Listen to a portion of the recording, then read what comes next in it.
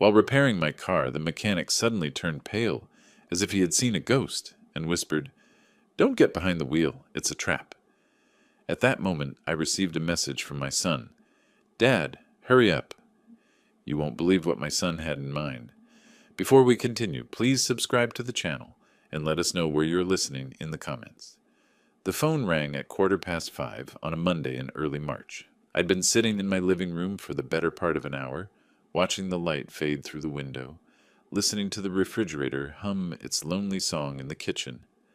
3 months. That's how long it had been since Glenn walked out of this house, since his fist made the kitchen table jump hard enough to rattle the salt shaker, since Maud's cold eyes followed me to the door like I was something she'd scraped off her shoe. When his name appeared on the screen, my heart kicked against my ribs like something trapped. "Dad?" His voice came through warm, almost apologetic, softer than I'd heard it in years. "Maud and I have been talking. We miss you. Come for dinner tonight. She's making pot roast, your favorite. The one with those little potatoes you like." I should have been skeptical. Any reasonable person would have been. But I wasn't reasonable in that moment. I was just a 63-year-old man tired of the silence. Tired of eating frozen dinners alone at a table meant for four back when Sarah was alive. When Glenn was young and still looked at me like I knew things worth knowing, like I was someone worth respecting. "I'd love that, son," I said, maybe too quickly, too eagerly. "What time should I be there?" "7 sharp. Don't be late. Everything will be ready and waiting for you." After we hung up, I sat there holding the phone in both hands, feeling something like relief wash through me in waves. My chest felt lighter than it had in months. Then the memory surfaced, sharp and uninvited. Glenn's face gone red, veins standing out in his neck, spit flying when he shouted, $35,000. That's nothing to you. You're sitting on retirement accounts, and the house and everything, and I'm your son." His voice had been raw, desperate, edged with something uglier.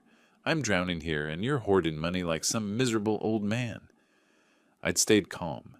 Decades of auditing state budgets taught me that. How to keep my face neutral when someone was lying to me, stealing, cooking the books. "Glenn, I can't hand over that kind of money for something you can't even explain clearly. You said investment opportunity, but you won't tell me what it is. If you need help, real help, let's sit down with actual numbers, real plans. I'm your son. That money will be mine someday anyway. Why not help me now when I actually need it?" That's what had made me go cold inside. Not the anger, but the entitlement. The assumption that my life, my savings, everything I'd worked for was just an inheritance he was waiting to collect. He'd stormed out, shoulder slamming the doorframe hard enough to leave a mark I still hadn't repaired. Maud had lingered in the doorway, her expression unreadable but far from warm. She hadn't said a word, just looked at me with those flat eyes and followed him to their car. I pushed the memory away, stood up from the couch where I'd worn a depression into the cushions over the past months, and headed for the shower. My son had called. My son wanted me there. Maybe family could heal after all. Maybe I'd been too rigid, too much the auditor, and not enough the father. By 6 o'clock, I was dressed in a clean blue button-down Sarah had bought me years ago, keys in hand, wallet in my back pocket. The garage smelled like concrete dust and old motor oil. Tools I barely knew how to use hung on a pegboard my neighbor had helped me install. I climbed into my 2019 Honda Accord, reliable, practical, the kind of car a retired auditor drives. I turned the key. The starter cranked, strong and normal sounding, turning over like it always did, but the engine didn't catch. I tried again, pumping the gas pedal. Same result. The dashboard lit up perfectly. Battery fine. Fuel gauge showed 3/4 full. I popped the hood, stared at the engine like it might explain itself to me. Nothing looked obviously wrong, but then again, I'd never been good with mechanical things. Numbers, budgets, spreadsheets, those I understood. Engines were a foreign language. My phone buzzed in my pocket. Glenn. "Dad, we're waiting. Don't be late." Frustration crawled up my spine like something with claws. I didn't want to disappoint him. Not now. Not when we were finally reconnecting after 3 months of silence that had felt like 3 years. I called a tow service, gave them the address, and paced my driveway while the dispatcher promised 20 minutes. The asphalt was cracked under my feet. spiderwebs of damage spreading, something else I'd been meaning to fix since Sarah died, but never got around to. Everything around me was slowly falling apart. Another text buzzed. "Everything's ready." I typed out an explanation about the car, deleted it because it sounded like an excuse, typed it again. My hands were shaking slightly, a tremor I'd noticed more lately. Age, probably. Stress. When the tow truck finally arrived 40 minutes later, I climbed into the cab and gave the driver directions to Werner's Auto Repair, the only place I knew that might still be open this time of evening. "Happens sometimes with these newer cars," the driver said, glancing at me in the rearview mirror. He had a round face, friendly. "All those sensors and computers and emissions equipment. One little thing goes wrong, whole system shuts down. Werner's good, though. He'll figure it out quick." "I hope so," I said, staring out the window as my neighborhood slid past. The houses I'd watched families grow up in, the street where I'd taught Glenn to ride a bike. I really need to get somewhere tonight. It's important. The whole time, riding in that truck with my Honda hooked up behind us like a corpse being dragged, one thought circled through my head on an endless loop, a 3-month silence broken by a dinner invitation. I should be skeptical, but I'm not. I'm just tired of being alone in this house where every room reminds me of Sarah, tired of wondering if I was too hard on him, if I should have just given him the money and not asked questions. He's my son, my only child, the only family I have left in this world. If he's reaching out, I have to reach back. I have to believe there's still something worth saving between us. The tow truck pulled into Werner's Auto Repair at 7 o'clock exactly. Lights blazed inside the shop, harsh and industrial. A man in grease-stained coveralls was wiping his hands on a red rag, watching us pull in. The driver released my Honda from the flatbed with a mechanical groan and the screech of metal on metal. I climbed down from the cab, my knees protesting after sitting, and approached the mechanic. "Joe Werner? I called about my car. It's urgent. I need to get somewhere tonight. My son's expecting me." Joe nodded slowly, studying the Honda. "Let me get it up on the lift. Take a proper look." He gestured toward a scuffed door. "There's coffee in the waiting room if you want. Might be old, but it's hot. Won't take long." The waiting room smelled like burnt coffee and rubber. Cracked plastic chairs lined one wall. Through a scratched window, I could see Joe positioning my car on the lift. I sat down and pulled out my phone. 7:23. "Glenn. Dad, where are you?" 5 minutes later. "The food's getting cold. Then we're waiting for you." Each message felt more insistent, demanding. I typed apologies, tried to explain. My fingers felt thick on the screen. 25 minutes crawled by. I watched Joe work beneath the lift, methodical and focused. Then he straightened fast, and even through the window, I could see something was wrong. The color had drained from his face. He stood there staring at something under my car, then walked toward the waiting room. When he pushed through the door, his hands were trembling. "Mr. Gray," his voice was strained, "you need to see this. Right now." I followed him into the shop. The overhead lights were harsh, making everything look exposed. Joe pointed his flashlight at the brake lines. Even I could see it. A clean cut. Deliberate. Not wear or damage. Someone had sliced through the line. "Someone did this," Joe said quietly. "This wasn't an accident. Someone wanted you to crash. To die." He moved the beam to the engine sensor. "They sabotaged this too. The engine would have started eventually, gotten you a few miles down the road. Then it would have failed on the highway when you were doing 60, 70. And when you hit the brakes." He didn't finish. He didn't need to. My phone buzzed. I pulled it out with numb fingers. "Glenn, Dad, hurry." The words stared back at me. Hurry to what? Hurry to die on Route 309 with no brakes? A memory surfaced sharp. Sunday night, 2:30 in the morning. A sound from the garage, metallic scraping. I'd lain there listening, decided it was nothing. Cats. Wind. But Glenn had a spare key. Glenn knew I kept the car in the garage. Glenn... The shop tilted. I steadied myself against the fender, breathed through my nose. 30 years of auditing kicked in, keeping my face neutral when discovering fraud. This was just another form of theft. Someone trying to steal my life. "Joe, I need you to document everything," I said steadily. "Photographs of both sabotage points. Written report. Don't touch anything else. Leave it exactly as you found it." Joe stared at me. Mr. Gray, we need to call the police. This is attempted murder. Whoever did this. I know what it is, I interrupted quietly, and I will handle it. But first, complete documentation. You know who has access to your garage? Joe's voice grew careful, suspicious. Who'd want you dead? Can you keep the car here overnight? Don't repair anything. Just photograph it, document it. I walked outside into the cool March air. The parking lot was empty. I paced, letting the cold clear my head. Through the window, I could see Joe photographing everything, writing notes. My phone buzzed again. Glenn. Dad, hurry. I stared at the message for 5 minutes. $35,000. That's what he'd asked for 3 months ago. I'd said no. Was that when he decided? Or earlier, when Sarah died and he realized he wasn't inheriting yet because I was still alive? How long has my son been planning to kill his own father? I typed.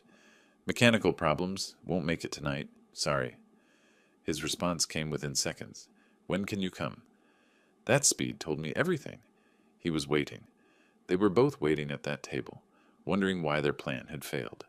I'll let you know. Joe emerged with printed photographs and handwritten notes. What do you want me to do with this? I took the documentation, folded it into my jacket pocket. The paper crinkled against my chest. I need to rent a car. Anywhere nearby still open? He gave me an Enterprise address 3 blocks away. I opened my rideshare app. 8:05. 6 minutes away. The phone buzzed once more. Glenn. Dad? My thumb hovered over the keyboard. I could see it all now. The whole picture an auditor should have spotted. The invitation wasn't reconciliation. It was an execution.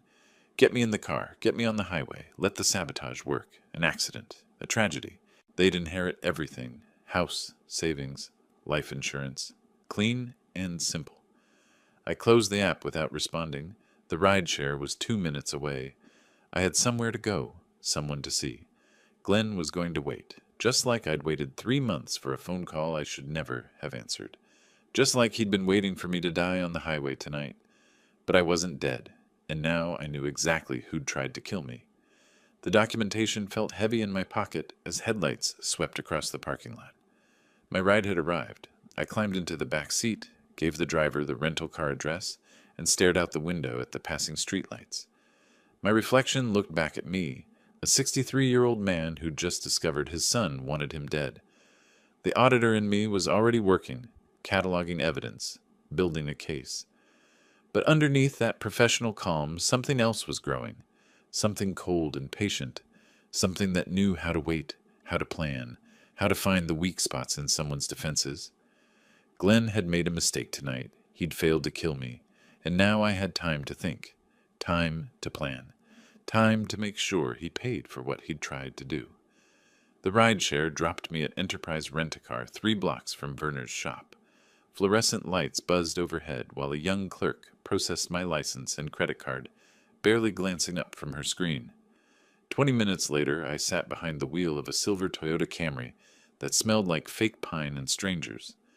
My phone lay on the passenger seat, screen dark. Glenn's messages sat there unread, unanswered, burning like accusations I wasn't ready to face. I pulled onto the main road heading north. Lansdale was 30 minutes away through suburban sprawl and traffic lights.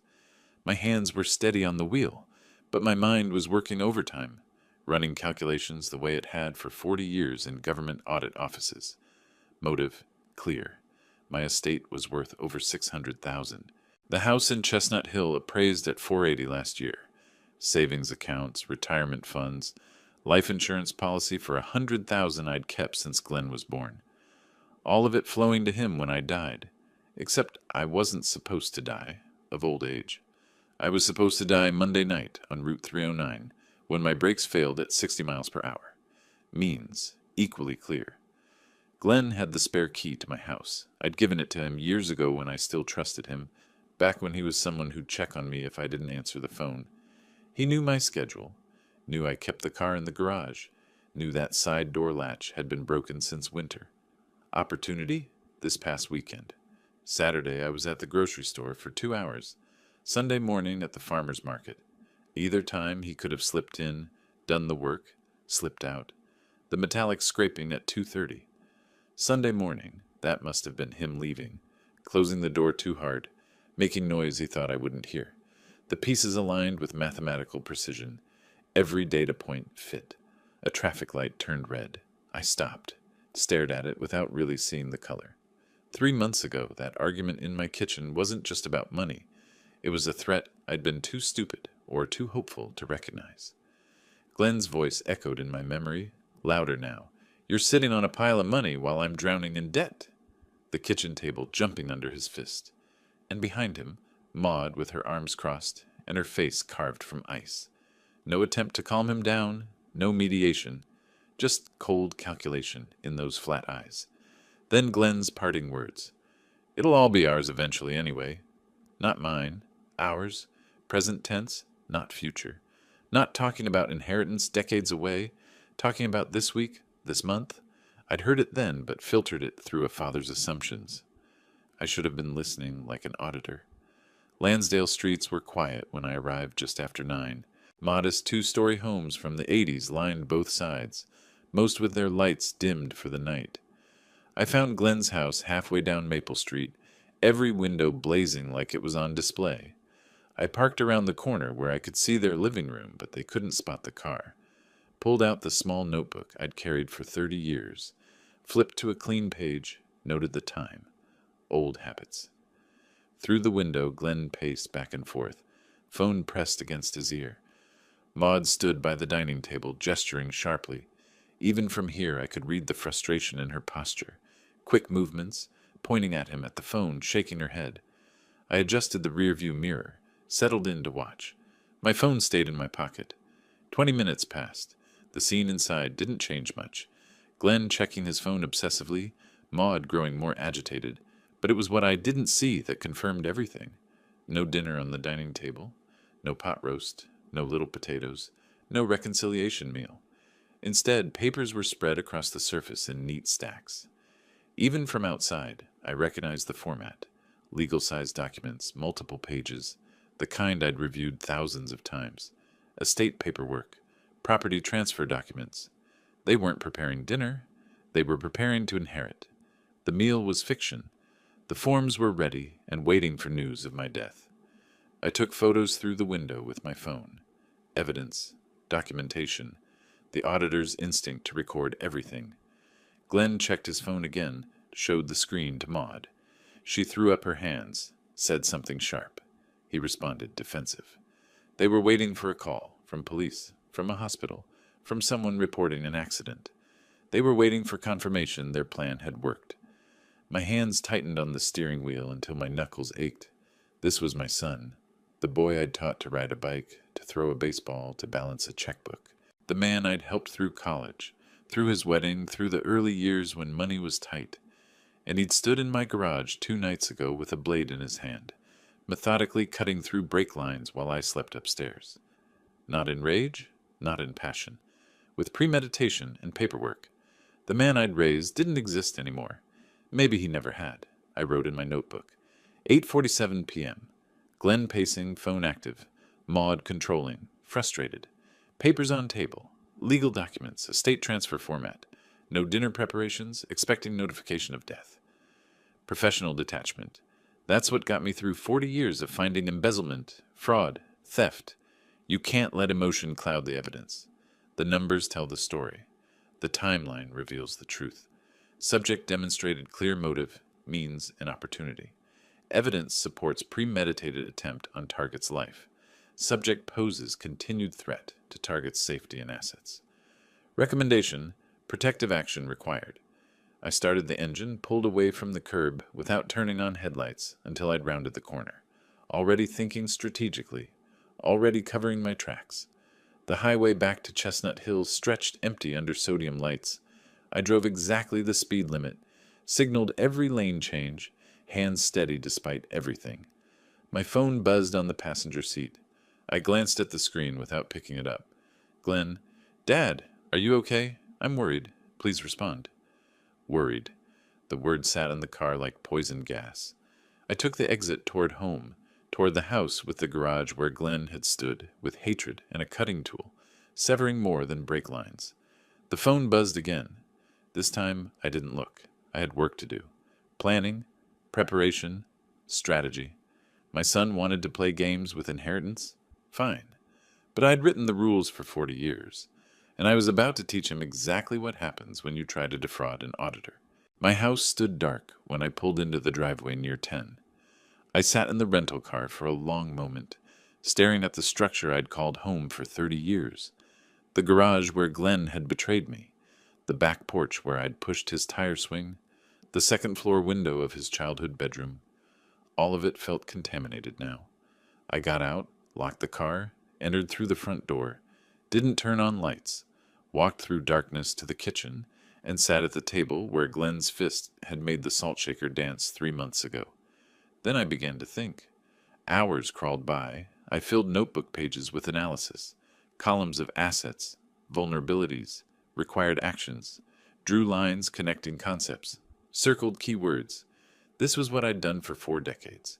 Trace the money, find the weakness, build the case. By dawn, I had a framework. By 7 Tuesday morning, I had a plan. I showered, put on a clean shirt and slacks. Armor for the day ahead. Then I picked up my phone.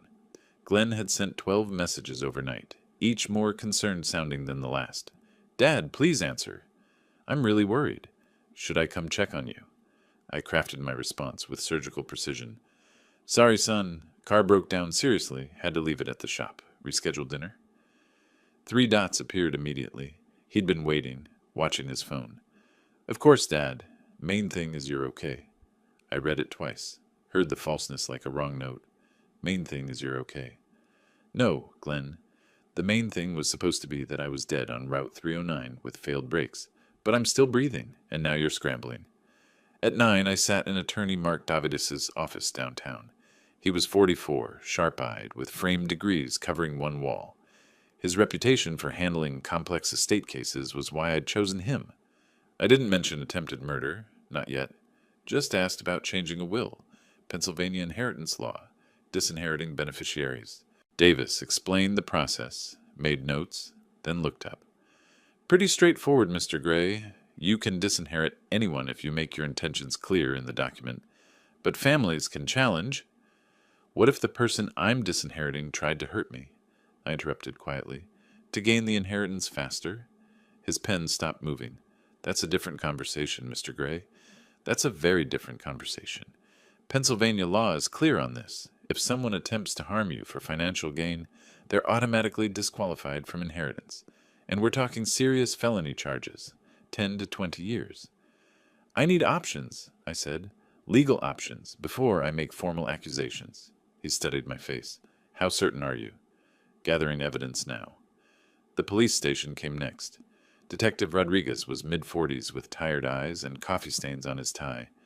I presented Joe Werner's photos, his written statement, my timeline documentation. Rodriguez listened, took notes, but his expression stayed cautious. "Mr. Gray, I understand this is frightening, but without proof of who accessed your garage, who actually did the cutting? Do you have security cameras? Witnesses?" "No." He sighed. "We'll open a report. Send an officer to document the vehicle. But I'm being honest. Without more evidence, this is property damage. Maybe attempted vehicular manslaughter if we can connect someone. Do you have suspicions?" I met his eyes. "I need to be certain before I accuse anyone. But I'm working on that." Evening found me on my back porch, exhausted but too wired to rest. Movement caught my attention. My neighbor, Barbara Clark, approaching through the dusk with 2 mugs in her hands. She was 61, silver-haired, with gentle features but intelligent eyes I'd never really noticed before. "I saw your lights on all night," she said without preamble. "You've been gone all day. Sylvester, what's wrong?" Something in her directness broke through my defenses. I told her, carefully watching for judgment. She set down her tea. 4 years ago, my daughter tried to have me declared incompetent. Wanted my house, my savings. Said I was senile, dangerous to myself. Had doctors lined up, paperwork ready. Her eyes met mine. "I understand what you're feeling. The betrayal. The disbelief that your own child could—" She didn't finish. Didn't need to.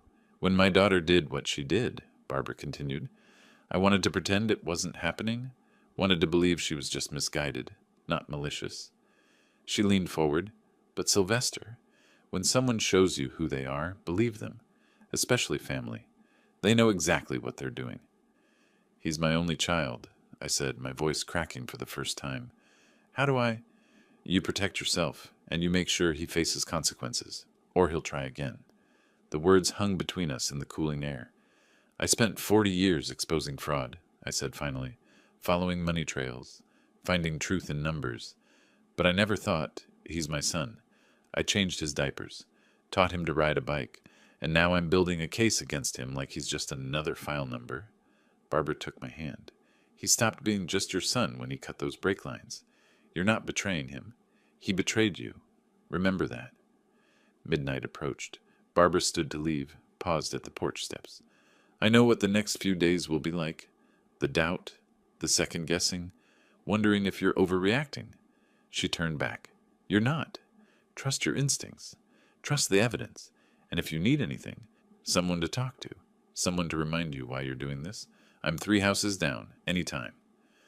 I watched her disappear into darkness, a small figure carrying more strength than I'd imagined. My phone buzzed. Glenn, Dad, when should we reschedule? Really want to see you. I typed, I'll let you know. I have some things to take care of first. His response was immediate. Like what? Like protecting myself from you. Like changing my will. Like making sure you never get a penny of what you tried to kill me for. But I wrote, just personal business. Talk soon. I turned off the phone completely. Inside, I climbed stairs to my bedroom for the first time in 36 hours. The notebook sat on my nightstand, open to tomorrow's page. 3 items in careful print. 1. Change locks. 2.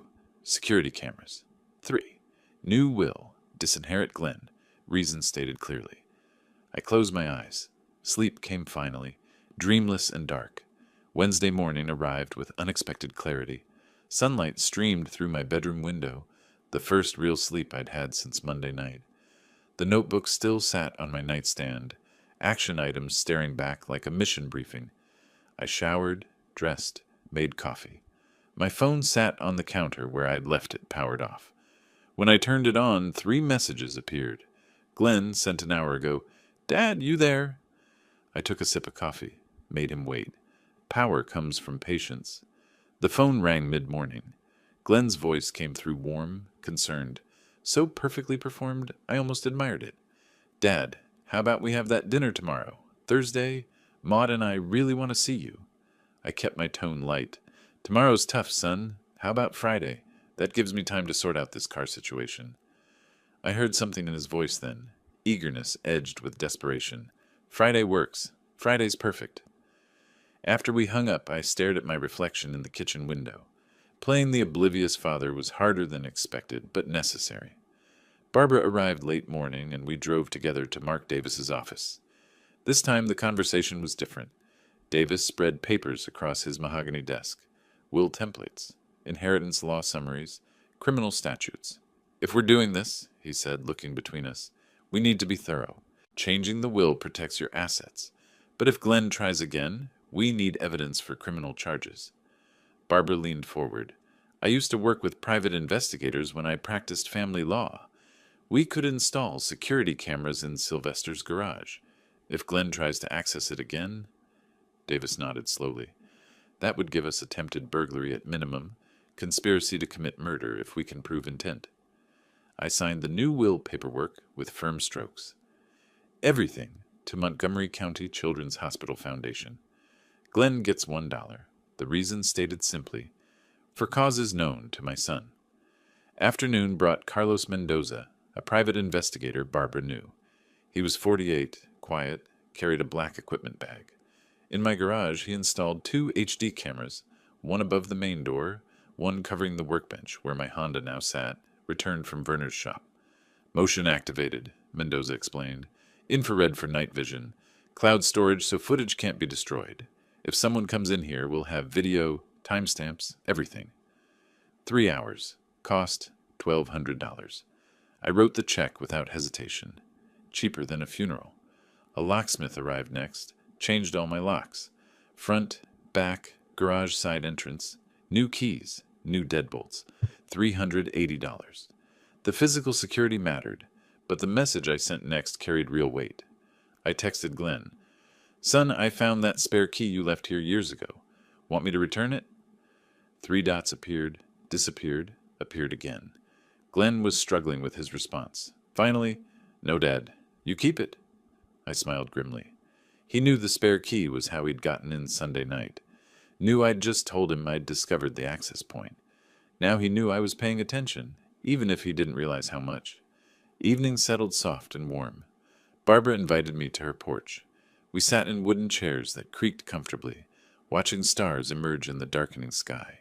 Neither of us spoke for a long time. Finally, Barbara reached over and took my hand.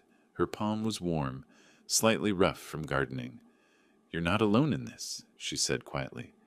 I looked at our joined hands, mine weathered and spotted with age, hers smaller but equally marked by years. "I haven't felt this connected to another person in a long time," I admitted. "Since before my wife passed. I thought that part of life was over."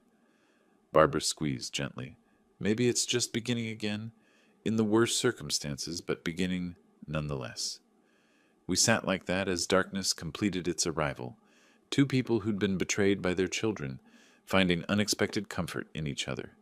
The stars multiplied overhead. Barbara's porch light was off, giving us privacy. A dog barked once down the street, then quieted.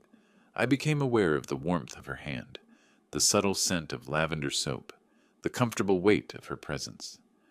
"I should go," I said, not moving. "Let you get some rest." She turned to look at me, face barely visible in starlight. "Or you could stay a bit longer. I'm not tired." Neither was I. Tired of fighting, maybe. Tired of being alone, certainly, but not sleepy. We remained seated as the night deepened. When I finally stood to leave, she walked me to her front gate. "Friday," she said, "when you go to that dinner with Glenn, be careful. The cameras are running. The will has changed. I'll be fine." She touched my arm. I wasn't talking about physical safety. I meant emotionally. Facing him, pretending everything's normal, that's going to be harder than you think. She was right. I knew she was right. But Friday was coming whether I was ready or not. Thursday morning brought official confirmation. Mark Davis called at 9:30. "It's done," he said without preamble. "Your new will is executed, notarized, and registered. I've placed a copy in my office safe, and I'm sending another to your bank's safe deposit box today."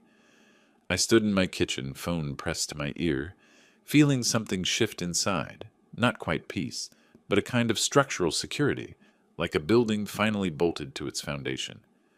"Thank you, Mark. One more thing. The will explicitly states the disinheritance reason, for causes known to my son. When this comes out, and it will eventually, that phrase tells the world you had specific reasons. It protects against challenges." After the call ended, I poured a second cup of coffee and considered my next move. Late morning, I called Glenn, kept my tone casual, rambling, the way an older man might talk about mundane worries. "Son, I've been thinking. This house is getting too much for me. Too many rooms, too much yard work. I met with a financial advisor yesterday about selling, maybe moving into one of those nice senior living communities. Activities, maintenance included." Glenn interrupted, voice tight. "Dad, why would you sell? The house is beautiful. It's your home." I continued as if I hadn't heard the tension. "I could get maybe $450 for it, possibly $500 if the market's good. That would let me live comfortably, maybe take some trips. Europe, Alaska. I've always wanted to travel." I heard him breathing on the other end, could almost feel the panic transmitting through the line. "We should talk about this," Glenn said carefully. "At dinner tomorrow, before you make any decisions." Perfect. That evening my phone rang. Unknown number. I answered, and Maud's voice came through. The first time she'd called me directly in months. Her tone dripped artificial sweetness. "Sylvester, Glenn mentioned you're thinking of selling the house. I wanted to reach out. You know I work in real estate. I could handle the sale for you, get you the absolute best price. Family discount on commission, of course." I played along, elderly and trusting. "That's kind of you, Maud. I'll certainly consider it." She pushed. "These senior communities, they can be expensive. You want to make sure you're not depleting your savings too quickly. Maybe we could sit down, look at your finances together." There it was. She wanted to see my complete financial picture. Wanted to know how much they were losing by my continued survival. I'll think about it, I said mildly. Talk to you tomorrow, at dinner. When I hung up, I was smiling, not with warmth, but with grim satisfaction. Afternoon brought a courier to my door, registered mail from Davis's office, copies of the new will, notarized certificates, registration confirmation. I read through them carefully. Every paragraph reinforced the same message. Glenn receives $1, the rest to charity. Reason stated for legal protection. I drove to my bank, placed the documents in my safe deposit box alongside Sarah's jewelry and the house deed. The vault was cool, quiet, secure. When the metal door clicked shut, I felt the satisfaction of a strategic position fortified. That evening, I explained the day's events to Barbara over tea at my kitchen table. She listened with the careful attention of someone who understands legal maneuvering. Maud called you directly, she said, stirring honey into her cup. That's desperation. They know something's changed, but they don't know what. They're scrambling? I nodded. Tomorrow's dinner is going to be interesting. Barbara set down her spoon, looked at me seriously. Can you do it? Sit across from them, eat their food, make small talk, knowing what you know? I met her gaze. I sat through 40 years of meetings with people who'd embezzled pension funds, stolen from retirees. I smiled, shook hands, asked about their families while building cases against them. I can handle dinner with my son. We moved to preparing dinner together. Simple pasta, salad, a bottle of red wine Barbara brought. The domesticity felt strange and natural at once. Barbara stirred sauce while I chopped vegetables. Our shoulders brushed as we passed. Conversation flowed easily. Memories of better times. Careful sharing of pain. Moments of genuine laughter. After dinner, as we cleaned dishes side by side at the sink, Barbara turned to me. Thank you, she said softly, for letting me be part of this. I know you could have faced it alone. I set down the dish towel. I'm glad I didn't. We were close, the air between us charged with something neither of us had felt in years. I leaned in slowly, giving her time to pull away. She didn't. The kiss was gentle, tentative, carrying both sadness and hope. Two people who'd been wounded, finding comfort in each other. When we parted, Barbara's eyes were bright. Well, she said with a small smile, that happened. I touched her face gently. Is it okay that it happened? More than okay, she whispered. We stood at my front door later, Barbara preparing to walk home. The night air was cool, carrying the scent of early spring growth. Tomorrow, she said. Tomorrow, I confirmed. Dinner with Glenn and Maud. I'll play the concerned, slightly confused elderly father. They'll try to assess whether I'm really selling the house. Barbara touched my chest lightly, over my heart. And you'll be gathering evidence, watching their reactions, building your case. I covered her hand with mine. This is who I am, was, the investigator. Maybe, she said, you just needed the right case, the important one. She rose on her toes, kissed me briefly. Call me when you get home tomorrow night, or come by, whatever you need. After she left, I stood in my doorway, watching her porch light come on 3 houses down. My phone buzzed. Glenn. Looking forward to tomorrow, Dad. We have a lot to discuss. I typed back. Me too, son. Me too. I meant it differently than he thought. He wanted to discuss money, manipulation, control. I wanted to watch them squirm, to gather evidence, to see exactly how far they'll go. Tomorrow night would tell me everything I needed to know. I locked my door, new locks, new keys, and walked through my house, checking the security camera feed on my phone. The garage cameras showed empty space, waiting. Everything was ready. The trap was set. Now I just had to walk into theirs without getting caught. Friday arrived with the weight of inevitability. I spent the day in careful preparation, not physical, but mental, reviewing notes from the week, cut break lines, Glenn's panicked texts, Maud's transparent call. By late afternoon, I was dressed in slacks and a button-down, the uniform of a trusting father. Barbara appeared at my door just before I left. Remember, she said, touching my arm, you're gathering information, not confronting them. Not yet. I nodded, kissed her cheek. I'll call you after. The drive to Lansdale took 30 minutes. With each mile, I put on my mask, the slightly confused, slightly lonely elderly father who trusts his son. Glenn opened the door before I could knock. He'd been watching. Dad, great to see you.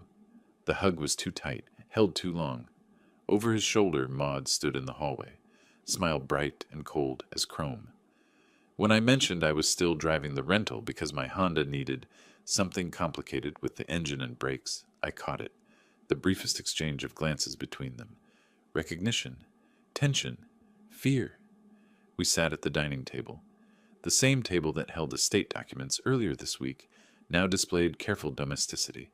Pot roast, roasted vegetables, red wine. Maud served with practiced efficiency.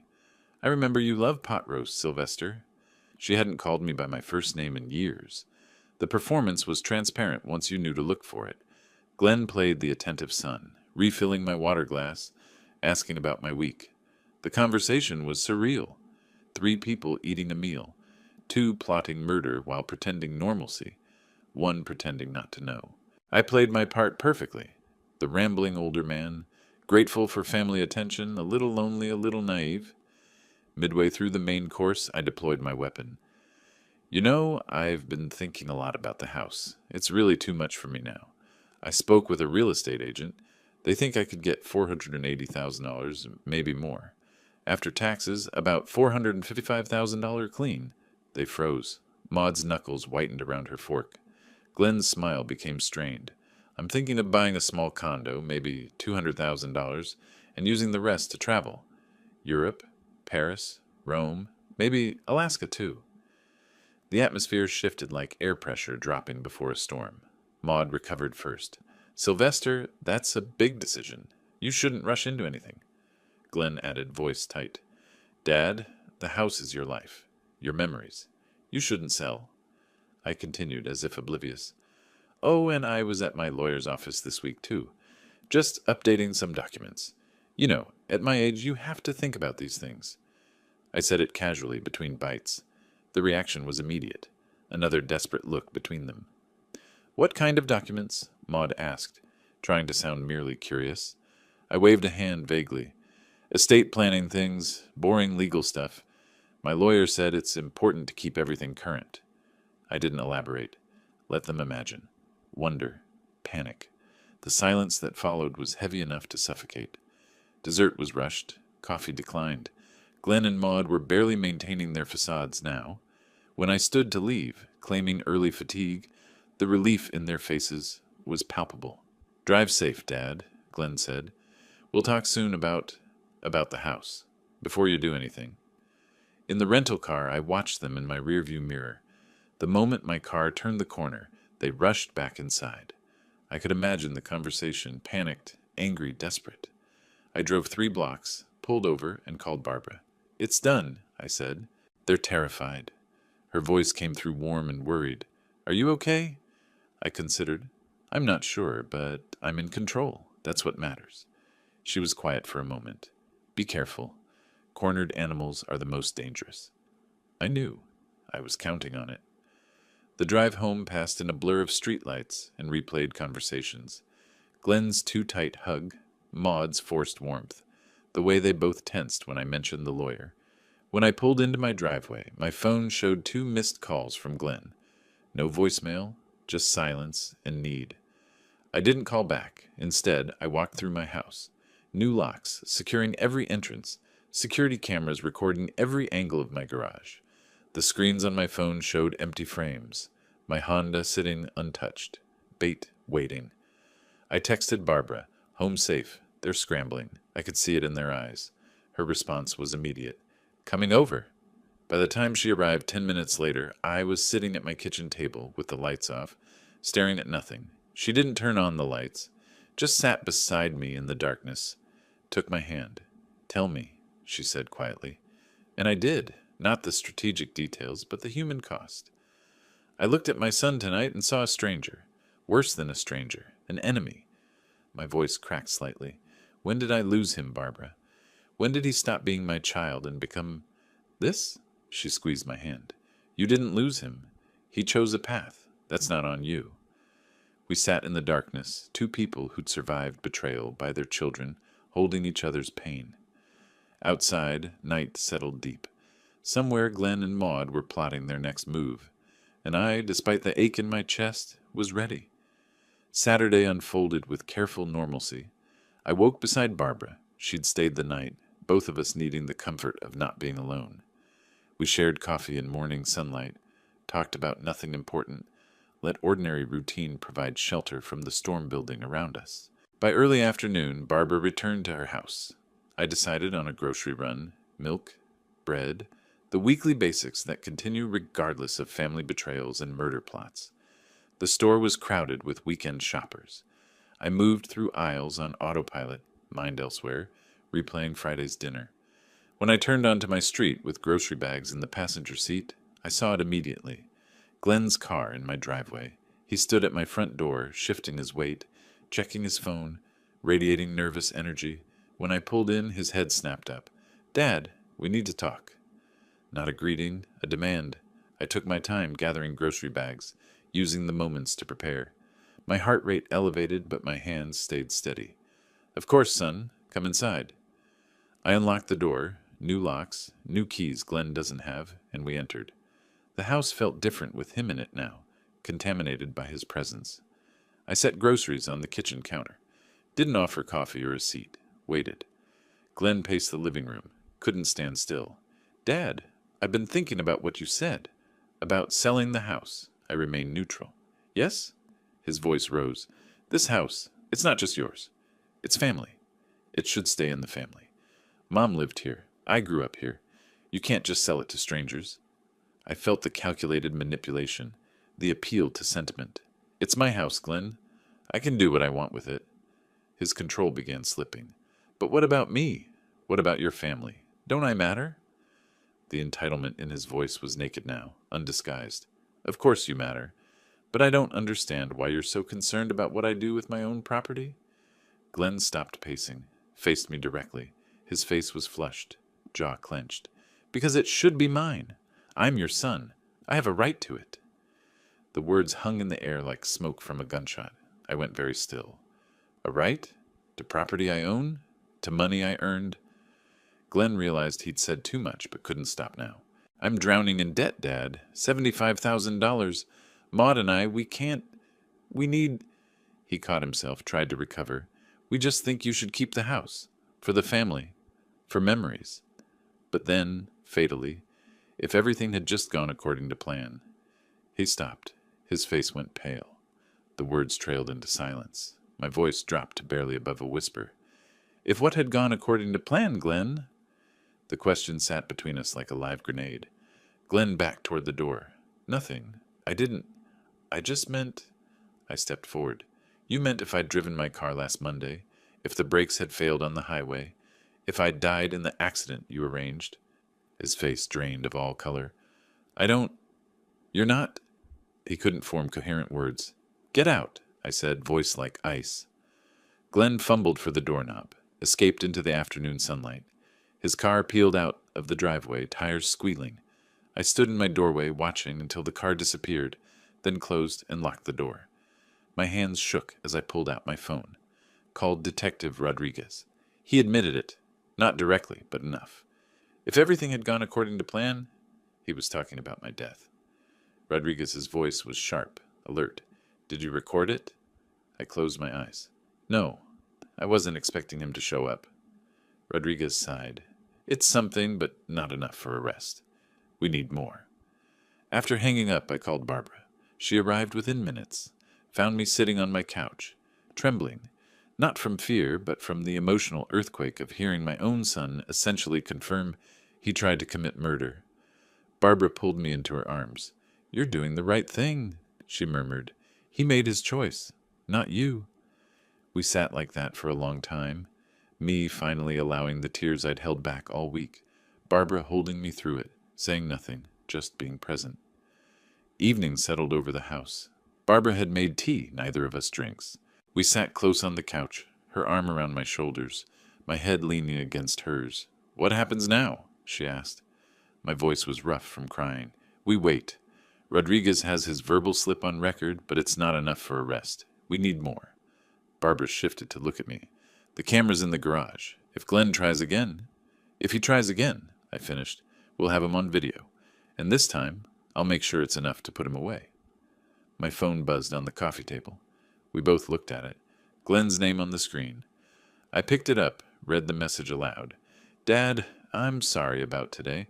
I'm just worried about you. I care about you. Barbara made a sound of disgust. I stared at the words. He actually thinks I still believe him, after what he said, after what he did. I typed a response with deliberate slowness. We'll talk later. I need time to think. Sent it. Set down the phone. You're not going to confront him? Barbara asked. Not yet, I said.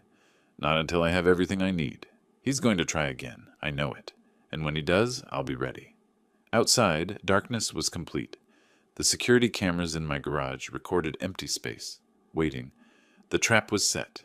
The bait was placed. Now came the hardest part. Patience. Sunday morning arrived with deceptive quiet. I woke early, the house silent except for the refrigerator's hum and distant birdsong. Barbara had stayed over. We'd fallen into an unspoken pattern where neither of us wanted to be alone overnight. She was making coffee when my phone rang. Detective Rodriguez's name on the screen. My stomach tightened. Mr. Gray, his voice came through, sharp with controlled excitement. The cameras caught something. You need to come to the station. My coffee cup froze halfway to my lips. When? Last night, early this morning, technically. Around 3:20 a.m. Barbara reached across the table, took my free hand. I squeezed back. I'm on my way. In Rodriguez's office, Barbara and I watched security footage on a monitor. The timestamp read 03:20 a.m. The garage camera showed darkness. Then motion-activated recording began. The side door opened. The lock, visibly damaged, forced entry. A figure entered, immediately recognizable. Glenn. Dark clothes, carrying a small toolbox. He approached the Honda, set down his tools, opened the driver's side door. His hand reached toward the steering column, then froze. Glenn's head turned, slowly scanning the garage. He couldn't see the hidden cameras, but something had alerted him. Instinct, paranoia, the subtle hum of electronic equipment. He stood perfectly still for nearly a minute, then abruptly closed the car door, grabbed his tools, and exited quickly. Never touched the brake system, but the intent was crystal clear. Rodriguez stopped the playback. We have breaking and entering. We have him inside your garage with tools, approaching your vehicle, the same vehicle that was previously sabotaged. Combined with the mechanic's documentation of the original brake line cutting, his verbal admission yesterday about if everything had gone according to plan, and the financial motive, he looked at me directly. This is enough for an arrest warrant, attempted murder, breaking and entering, possibly conspiracy if we can tie his wife to it. But I need to ask you directly, are you prepared to press charges against your son? Once we do this, there's no going back. I sat in silence, staring at the frozen image on screen. Glenn's face caught in harsh infrared light, expression tense and guilty. Barbara's hand was warm in mine. I thought about Glenn as a child, learning to ride a bike, graduating high school, getting married. Then I thought about cut brake lines, about sitting at dinner Friday pretending not to know my son wants me dead, about the $75,000 in debt that somehow became more important than a father's life. Yes, I said finally, voice steady. I'm ready to press charges. Rodriguez nodded, picked up his phone. I'll get the warrant. Early afternoon, Rodriguez called. We picked him up at his workplace. He's in custody. I was back home, Barbara beside me on the couch. I expected to feel satisfaction, vindication, something. Instead, there was just hollowness. What happens now? Arraignment Monday. Given the severity, attempted murder of a family member, bail will be set high, if granted at all. His lawyer will probably push for a plea deal. After hanging up, I sat motionless. Barbara asked if I was okay. I didn't know how to answer. The phone rang. Unknown number. I answered. Maud's voice exploded through the speaker. You had him arrested. Your own son. What kind of father are you? Her voice was shrill, borderline hysterical. Years of careful manipulation stripped away, leaving raw fury. He tried to kill me, Maud. Twice. It's on video. She didn't address this. You're destroying his life. Our life. Over what? Money? Because he asked for help? My voice dropped to ice. He cut my brake lines. He broke into my garage with tools to do it again. The police have evidence. You want advice? Get a good lawyer. For yourself, too, if you were involved. I ended the call. Block both numbers. Barbara watched me, said nothing. We moved to the back porch, sat in the late afternoon light. She took my hand. I finally exhaled properly for the first time in a week. The sun set in shades of orange and pink, unseasonably warm for early March. We sat without speaking, watching light fade from the sky. My phone lay on the small table between our chairs, silent now, both Glenn's and Maud's numbers blocked, that chapter forcibly closed. Barbara broke the silence softly. "Tomorrow you'll have to testify at the arraignment. Are you ready?" I considered. I don't know if anyone's ever ready to testify against their own child, but I'll do it. I'll tell the truth. She nodded, didn't push. Somewhere in the city, Glenn sat in a holding cell, beginning to understand consequences. Somewhere else, Maud was probably calling lawyers, calculating her exit strategy, planning how to distance herself from her imprisoned husband. But here, on this porch, I felt something I hadn't felt since Monday evening when my car wouldn't start. Peace. Not happiness, the wound was too fresh for that, but peace. The knowledge that I was safe, that justice was moving forward, that I didn't have to look over my shoulder anymore. Barbara stood, offered her hand. "Come inside. I'll make dinner. Something simple." I took her hand, let her pull me to my feet. Through the window I could see my kitchen, warm light, familiar space, now shared with someone who understands betrayal and survived it. Who's teaching me that survival isn't just about safety, but about choosing to live fully after nearly losing everything. We walked inside together, leaving the darkening evening behind, ready to face whatever tomorrow brings. The week following Glenn's arrest passed in a blur of legal proceedings. Monday's arraignment. Glenn entered the courtroom in orange jumpsuit and handcuffs. Wouldn't meet my eyes. Bail denied due to severity and flight risk. His court-appointed attorney immediately began negotiating. By Wednesday, a plea deal was offered. I met with the prosecutor, a sharp-eyed woman in her 40s, who laid out the options. First-degree attempted murder carries 20 years, but proving premeditation to a jury is uncertain, even with your evidence. Your son's attorney is pushing for a deal: assault with intent to cause serious bodily harm, plus breaking and entering. 6 years total. Eligible for parole in 4 with good behavior. She watched my face. "It's your call. We can take it to trial if you want." I thought about months of testimony, reliving everything publicly. Thought about Barbara, about moving forward. "Take the deal," I said. 6 years is enough. The courtroom was small, wood-paneled, fluorescent lit. I sat in the gallery, Barbara beside me, her hand in mine. The prosecutor presented the plea agreement. Glenn stood before the judge, shoulders slumped, diminished. The judge asked, "Mr. Gray, do you understand you're pleading guilty to assault with intent to cause serious bodily harm and breaking and entering?" Glenn's voice was barely audible. "Yes, Your Honor." "And you understand the sentence is 6 years in state prison, with possibility of parole after 4 years?" "Yes." The judge signed the paperwork. "So ordered." That was it. 2 minutes to conclude a relationship that spanned 35 years. Before the bailiffs led Glenn out, he turned. His eyes finally found mine in the gallery. For a long moment, father and son stared at each other across the courtroom's divide. I saw no anger in Glenn's face, no defiance, just emptiness. And maybe, underneath that emptiness, something that might be belated understanding. Glenn's mouth moved. "I'm sorry." The words were quiet enough that only those nearby heard them. I nodded once. Not forgiveness, not reconciliation, just acknowledgement that the words were spoken. Then Glenn was led away through the side door, and he was gone. Outside the courtroom, the prosecutor pulled me aside. We couldn't build a case against the wife. No evidence she directly participated. She's filed for divorce, already moving to another state, essentially abandoning him.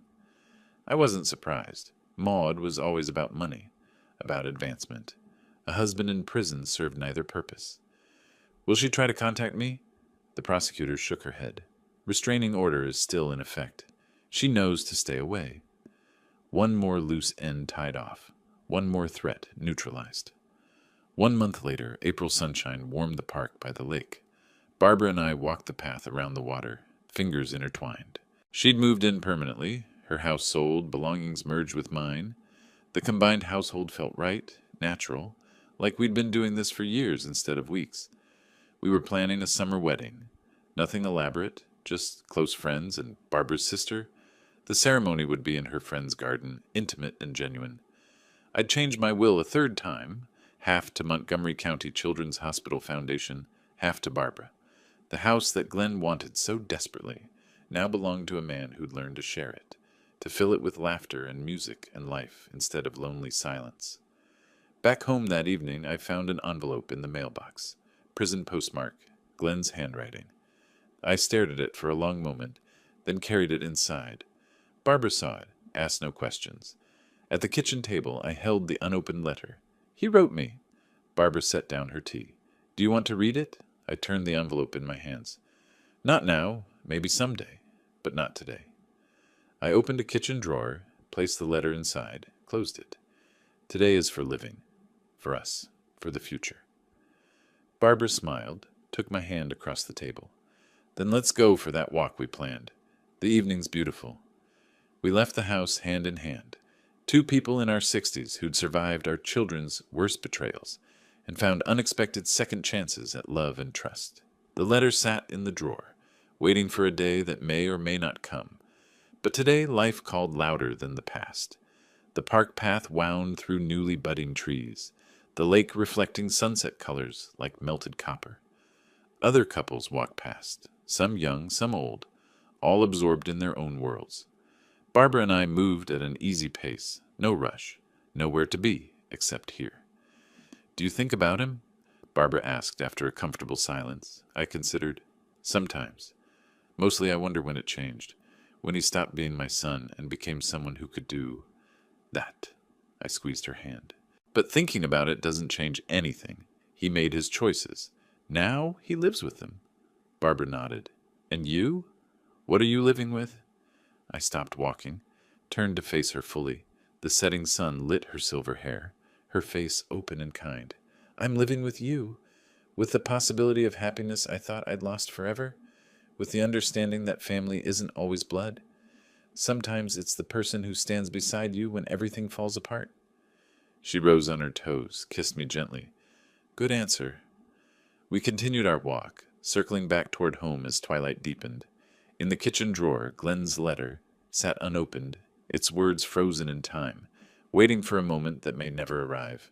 But out here in the living world, I walked hand in hand with Barbara Clark, two people who'd earned their second chance through survival and courage, and the willingness to trust again. The house ahead showed lights in the windows. Our home now, filled with shared meals and conversation and the quiet comfort of companionship. Justice had been served. Safety had been secured. And most importantly, improbably, life had become worth living again. Not despite the betrayal, but because I chose to survive it, to fight back with truth and law, rather than bitterness, and to accept love when it appeared in the aftermath. The evening air carried the scent of spring flowers. Somewhere a bird called its final notes before nightfall. And I, Sylvester Gray, 63 years old, retired auditor, survivor of my son's murder attempt, walked toward home with the woman I love, ready for whatever tomorrow brings. If you like this story, please like this video, subscribe to the channel, and share your impressions of this story in the comments. To listen to the next story, click on the box on the left. Thank you for watching.